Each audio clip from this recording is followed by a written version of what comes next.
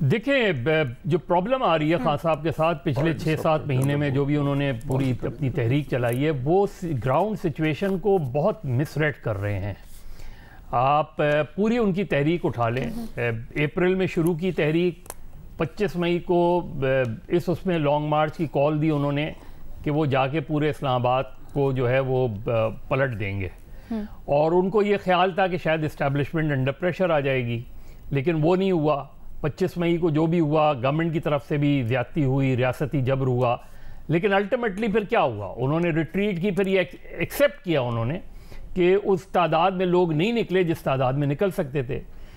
پھر انہوں نے نومبر کی کال دے دی. اب تحریک جب چلتی ہے تو آپ بلڈ اپ کرتے ہیں کیمپین, ایک دم جو بالکل ہائیسٹ گراؤنڈ ہوتا ہے, جب آپ نے جا کے اس کے بعد پیچھے نہیں ہٹنا ہوتا, وہ لانگ مارچ ہوتا ہے. اب لانگ مارچ آپ نے پہلے کر دی, اس کے بعد دوبارہ وہی ایکسرسائز شروع کی جلسوں کی. پھر وہ یہ سمجھے کہ شاید اب انڈر پریشر آ جائے گورنمنٹ, اب انڈر پریشر اسٹیبلشمنٹ آ جائے, وہ بھی نہیں ہو سکا.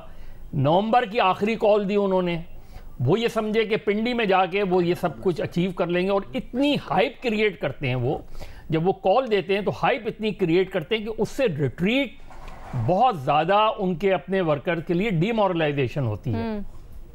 انہوں نے 26 نومبر غالباً 26 نومبر تھی, 26 نومبر کی جب انہوں نے کال دی, تو اگر آپ ان کے ورکر سے میں نے بات کی تو وہ تو سمجھ رہے تھے کہ ہم اسلام آباد کو سرکل کر دیں گے اور اس وقت تک نہیں ہٹیں گے. اسلام آباد کو چاروں طرف سے آزاد کشمیر, گلگت بلتستان, اور جو اتنے زیادہ ان کے ورکر جو ہے وہ ایموشنل تھے کہ یہ تحریک اس وقت کامیاب ہو جائے گی.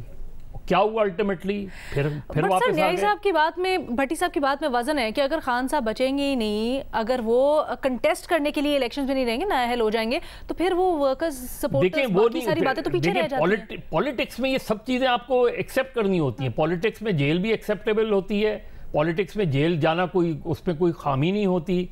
پولیٹکس میں یہ انکنونشنل پولیٹکس میں یہ ساری چیزیں ہوتی ہیں کہ آپ جیل سے بچیں.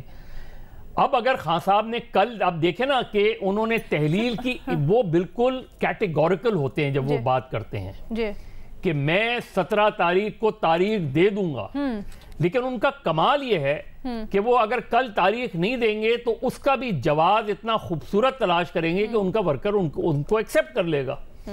وہ اگر کل یہ کہیں گے کہ میں نے تمام مشورے دوستوں سے کیا اور ان کا ہی مشورہ یہی تھا کہ تحلیل نہ کریں اس وقت, تو تھوڑا اور تاریخ آگے بڑھا دیتے ہیں, تھوڑا اور وقت آگے بڑھا دیتے ہیں. لیکن وہ ابھی اس چیز کو کیسے, کیونکہ مسلسل وہ ریٹریٹ پر ہیں.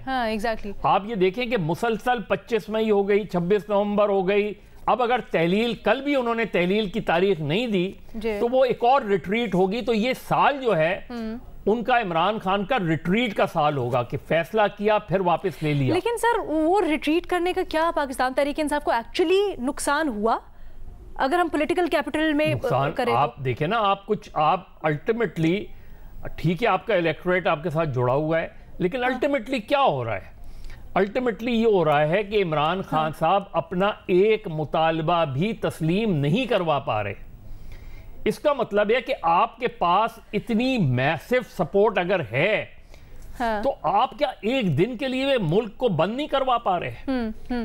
تو سوال اپنی جگہ ہے, لیکن دوسری جگہ یہ بھی ہم سچویشن دیکھ رہے ہیں کہ جو حکومت ہے اس کے اوپر بھی لوگ بھروسہ کرنے کو تیار نہیں ہے, وہاں سے بھی نہیں, یہی تو عمران وغیرہ. اور پھر اب تو یہ بھی آیا ہے کہ حکومت نے ڈیسیجن لیا ہے کہ جو پارٹی لیڈران ہیں وہ عمران خان کے خلاف نو ٹالرنس پالیسی کریں گے.